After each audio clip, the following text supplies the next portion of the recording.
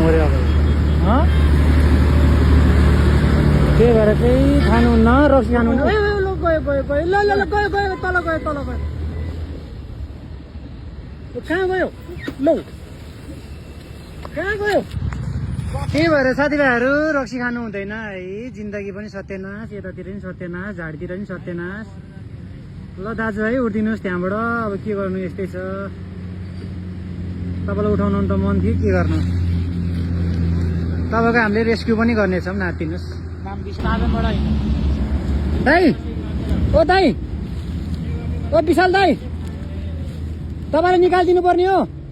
हातमा ट्याटु रहेछ त विशाल लेखेको कसै नम्बर छ भने बोलाइदिएन तपाईँको कोहीको नम्बर छैन खै ल्याउनु त तपाईँको दाजुभाइको नम्बर